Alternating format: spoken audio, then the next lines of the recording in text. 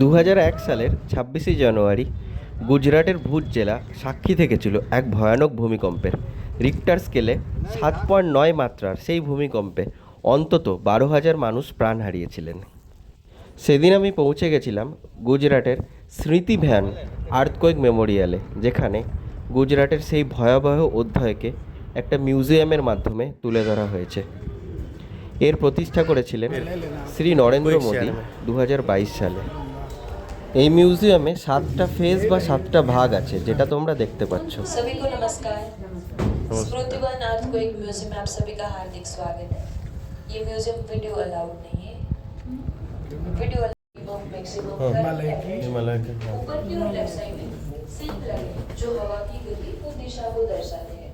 जब तेज हवा चलती है सिल्क मूवमेंट करेंगे, जिस ओर ज्यादा हवा बहती है उस ओर ये मुड़ जाते हैं।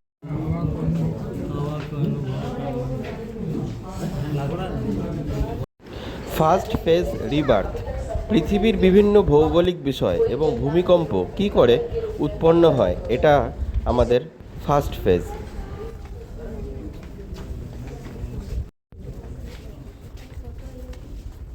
वो होता है सच में ऐसे भूकंप जा होता है रंजीत भाई, ऐसे करो, हाँ करो। तो अर्थक्वेक ऐसे होता है, एक ये है और एक ऐसे होता है।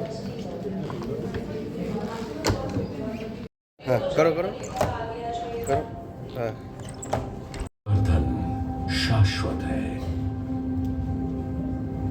यह पृथ्वी जो मनुष्य का एकमात्र निवास स्थान है, निरंतर परिवर्तन से गुजरती रही है। यह हरी भरी धरती लगातार हुए बदलावों का ही नतीजा है।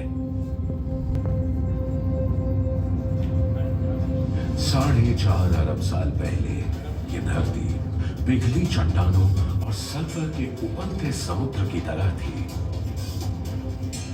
जहां जीवन, जिससे पृथ्वी की कई संकेंद्रित परतें क्रस्ट, मैंटल और कोर बनने लगी। मैंटल की ऊपरी सतह एस्थेनोस्फीयर मोटी और चिपचिपी थी। इसके ऊपर लिथोस्फीयर जो एक भूखंड था तैरता था, जिससे आगे चलकर महाद्वीप बने। लिथोस्फीयर की टेक्टोनिक प्लेटें लगातार हिलती डुलती रहती हैं। कभी তো ২০০১ সালের গুজরাটের ভুজে যে ভূমিকম্পটা হয়েছিল সেটা ঠিক এইভাবে হয়েছিল। এইভাবে ঘুরিয়ে দিলাম, প্লেটসগুলো এইভাবেই মুভ করছিল। আর এইখানে আরেকটা আছে, ম্যাডাম একবার একবার একটাকে স্লাইড দিন। এক যে এটা হচ্ছে আরেক রকমভাবে, 3 রকমভাবে টোটাল ভূমিকম্প হয়। আর এইখানে প্লেটগুলো এই দিকে চলে আসবে। এখানে লাইভ সিমুলেশন দেখাচ্ছে কী করে এপ থেকে মানুষ হয়েছে, মানুষগুলো চলে যাবে আর তাদের রিফ্লেকশানটা ওখানে এরকমভাবে যাচ্ছে। কোথায় গেল?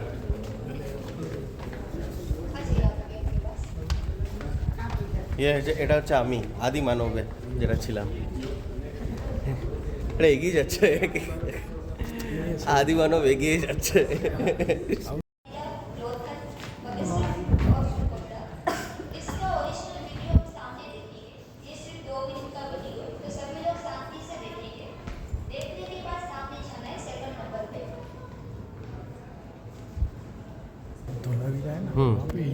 यही है धोलावीरा का। ये पत्थर है ना, बस वही है। अच्छा अच्छा, वैसा ही है सब, वहाँ पे भी है ना सेम। ये धोलावीरा गुजरात से फकीमी धोलावीरा। এরপর আমরা পৌঁছে গেছিলাম আর্থকোয়েক মেমোরিয়ালের ফেজ 2 দ্য রিডিসকভার ব্লকে।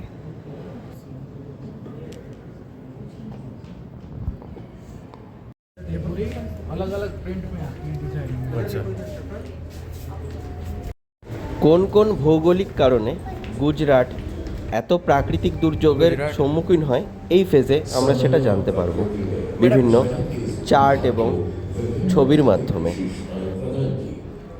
ऊंचे के पहाड़, एक लंबी तटरेखा, दिनों भर के प्रसुप्त ज्वालामुखी, बड़े रण में चमचमाते दक्षिण जोन है।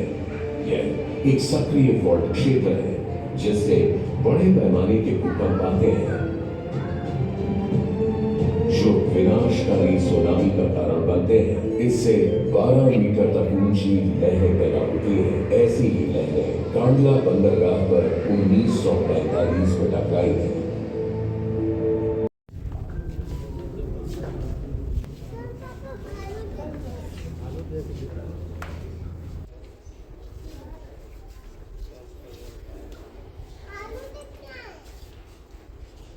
इस तरफ सामने बोर्ड पर 1800 से 2000 के बीच की 200 साल की टाइमलाइन को दिखाया।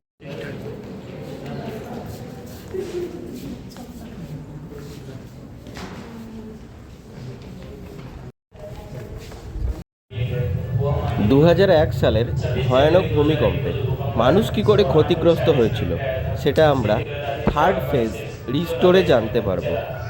जिसका एपिसेंटर था चौबारी गांव बचाव के पास। यहाँ पे हमें भूकंप से कुछ मिनट पहले का एक सुरक्षित मकान का डेमो दिखाया गया है। घड़ी में आप जो टाइम देख रहे हो वो भूकंप का समय दिखाया जा रहा है। उस समय का कैलेंडर भी हाईलाइट करके दिखाया गया है। उस समय टीवी पर जो लाइव प्रोग्राम चल रहा था 26 जनवरी का वो भी आपको यहाँ पे दिखाया गया है।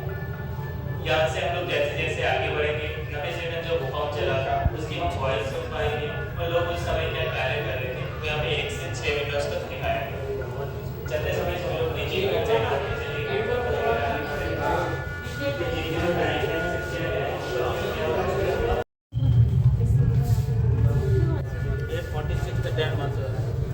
ভূমিকম্পের সময় বিভিন্ন মানুষের ভয়াবহ অভিজ্ঞতার কথা এখানে তুলে ধরা হয়েছে।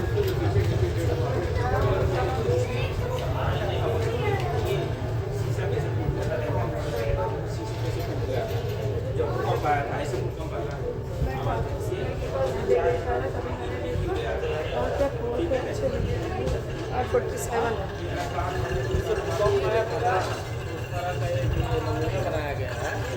ऐसे ही घर ढह गया था, ऐसे लाशें पड़ी हुई थी, किसी आदमी मरे पड़े थे, पाया भी तो यहाँ पे ऊपर की ओर टूटे हुए मटके और नीचे पड़ा हुआ ये बलका उस समय के विनाश को दिखाते हैं। यहाँ पे हर एक दीवार पर इंफॉर्मेशन लगाई गई है, कौन से जिले कौन से तालुके में कितना इफेक्ट हुआ है, कितने लोगों की मृत्यु हुई और टोटल पॉपुलेशन कितना है। Now this is going to be a dark theme of Gujarat, a dark phase of Gujarat that we are witnessing live here in this museum.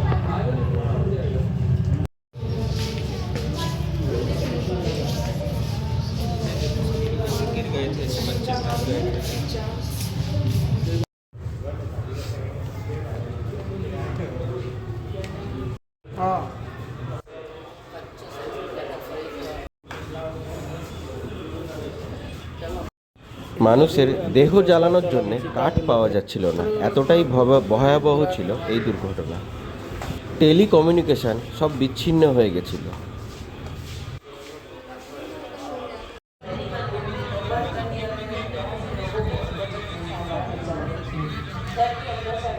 গুজরাটে ভূমিকম্পর সময় কন্ট্রোল রুমের ঠিক এই রকম অবস্থা ছিল।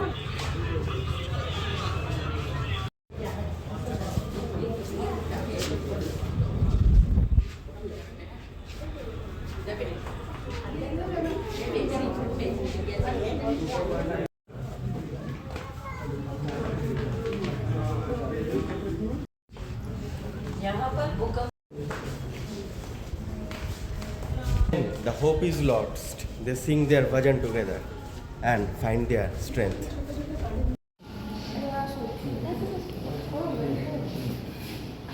ভূমিকম্পের পর একজন প্রত্যক্ষদর্শী বা সার্ভাইভারের বক্তব্য অডিও ভিজুয়ালের মাধ্যমে তুলে ধরা হয়েছে।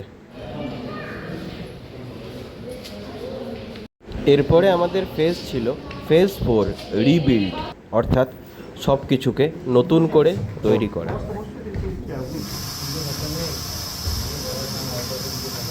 26 जनवरी सन 2001 जब पूरा भारत अपना 52वां गणतंत्र दिवस मनाने की तैयारी कर रहा था, गुजरात के लोगों का सामना हुआ एक भयानक हादसे से।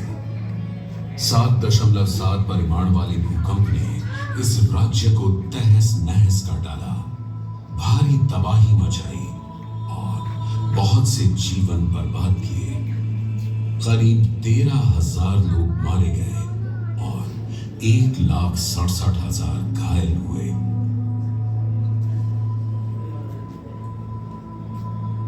ये कहानी बताती है कि कैसे सरकार ने सक्रियता से कदम उठाते हुए Gujarat state disaster management authority GSDMA का गठन किया।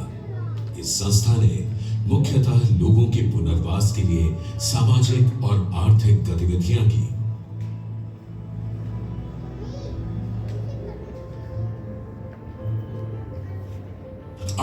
जनवरी 2001 भूकंप के 2 दिन बाद नई दिल्ली में NCMC की बैठक हुई। लगभग 20,000 इमारतें गिर चुकी हैं। गलियों में मृतकों के शव बिखरे पड़े हैं। चारों तरफ मलबा ही मलबा है। यह कुछ तस्वीरें हैं जिनसे आप तबाही का अंदाजा लगा सकते हैं। यह अब तक की सबसे घातक प्राकृतिक आपदाओं में से एक है और हम दिन रात राहत और बचाव की प्रक्रिया में लगे हुए हैं।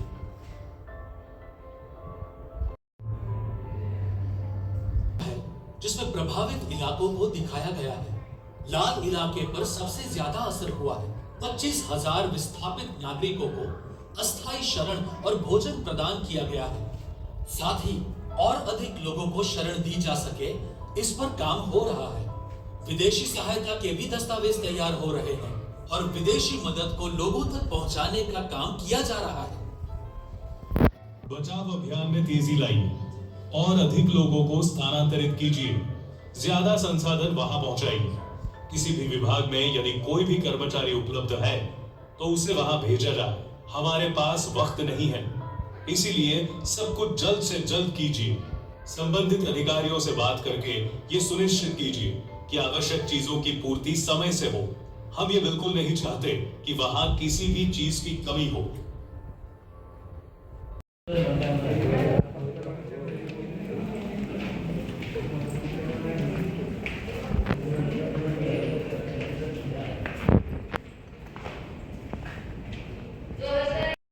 सबसे गहरी रात से भी ज्यादा अंधकारमय थी। उस दिन हुई घटना का सदमा और असर हर ओर फैला था। लगभग 3 करोड़ लोग प्रभावित हुए थे।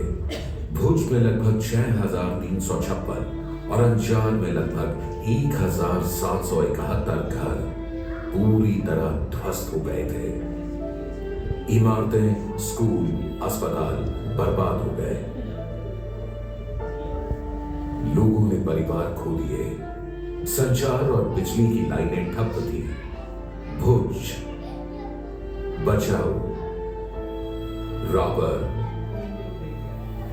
और अंजार, हर तरफ सिर्फ निराशा में डूबे चेहरे थे, जिनकी आंखों में मायूसी साफ थी। स्थिति की जानकारी लेने के बाद गुजरात सरकार ने सक्रिय रूप से प्रतिक्रिया की और यह सुनिश्चित किया कि लोगों और प्रशासन के बीच कुशल और प्रभावी सहयोग हो। सहायता मांग रहे हर हाथ को थामने के लिए कई हाथ आगे बढ़े। समाज के वर्ग, जात पात और धर्म के बंटवारे को भूलकर दुनिया भर में रहने वाले भारतीयों ने इस प्राकृतिक विनाश की घावों को भरने में मदद की। मजदूर, ट्रक चालक, किसान, विद्यार्थी गुट, हमारे सुरक्षा बल,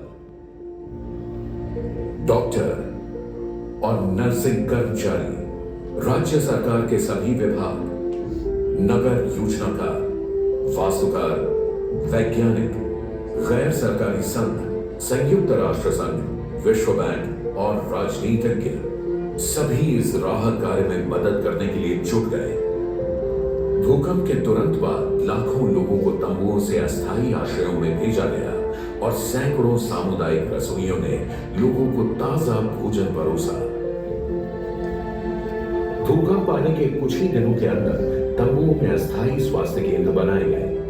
पूर्व निर्मित संरचना में जनता के लिए स्वास्थ्य लैब खोला गया, जिससे बीमारियों के फैलाव पर नजर रखी जाए और लोगों की मदद भी हो। इसके तुरंत बाद जल्द चेतावनी के लिए GIS आधारित रोग निगरानी शुरू की गई, ताकि किसी भी संक्रामक रोग को फैलने से रोका जा सके। अधिकारी भी समस्याओं और जरूरतों को जानने के लिए भूकंप प्रभावित तालुकों में रहे। भुज में और अन्य इलाकों में पुनर्निर्माण में तकनीकी सहायता के लिए स्थानीय प्राधिकरण बने। साबरकांठा में स्थानीय प्रशासन, गैर सरकारी संघ और लोगों ने साथ मिलकर काम किया। कलेक्टर कार्यालय में एक केंद्र बनाया गया और राहत सामग्री के लिए सहायता मांगी गई। जल्द ही देश के कोने कोने से राहत सामग्री आने लगी, जिसे फिर कच्छ जिले के सबसे अधिक प्रभावित हिस्सों में वितरित किया गया। तत्काल संकट प्रबंधन की योजनाएं चल रही थी, लेकिन फिर भी भविष्य के बारे में व्यापक अनिश्चितता थी।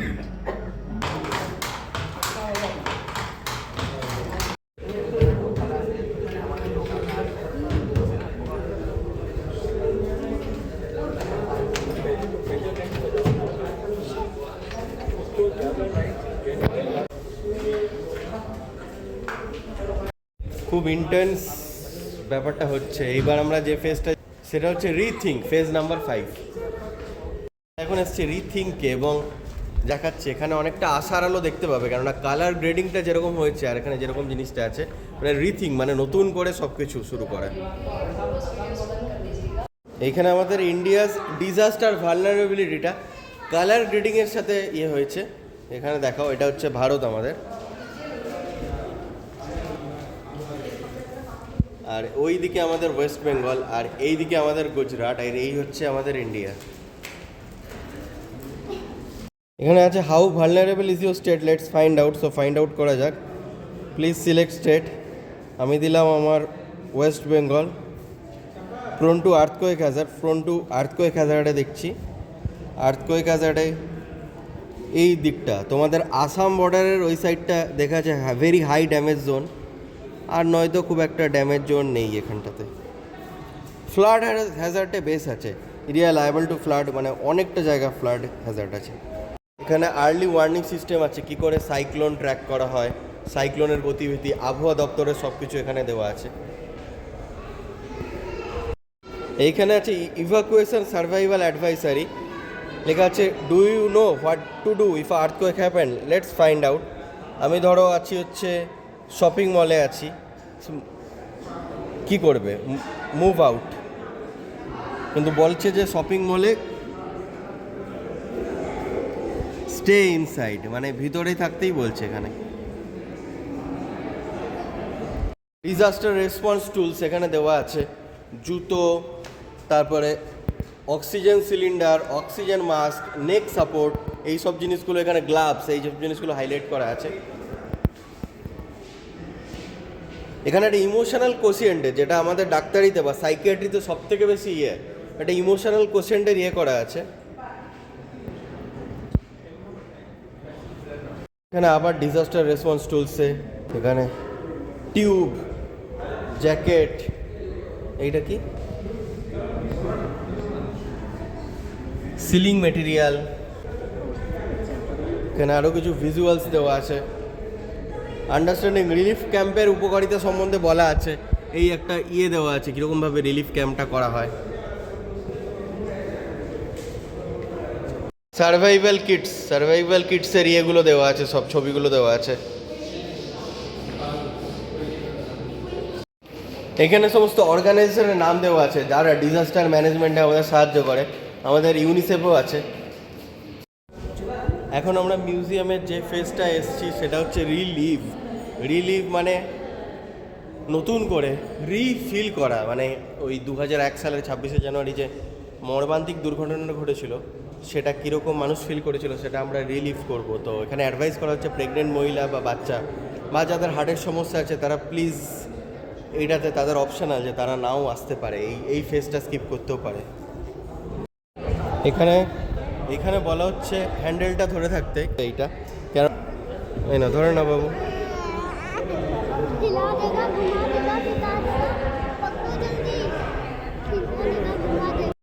সিকিউরিটি দাদা বলছে এই যে এখানে গ্রুপ আছে দেখবে একটা দুটো, এই দুটো গ্রুপের মধ্যে দুটো আঙুল ধরে রাখতে। এখানে অডিও ভিজুয়াল এবং সেন্সারি সিমুলেশনের মাধ্যমে 2001 সালের 26শে জানুয়ারি 8:46 যে ভয়ানক ভূমিকম্পটা হয়েছিল সেটা আমরা ফিল করতে পারবো আমাদের এই ফেজ 6 রিলিভে।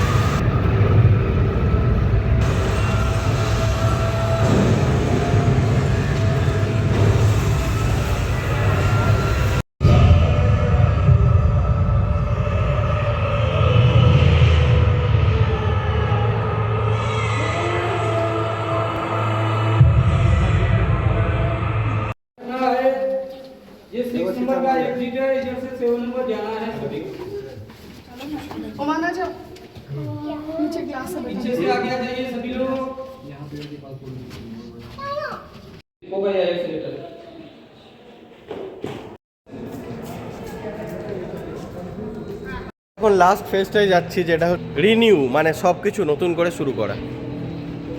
अगर ये डाल नहीं सकते, ऐसे महाकाल भूकंप के प्रकोप को सबसे दृढ़ भी सहन नहीं कर सकता। इस अराजकता में सिर्फ एक ही चीज टिकी रही, और वो थी गुजरात के लोगों की इच्छा शक्ति।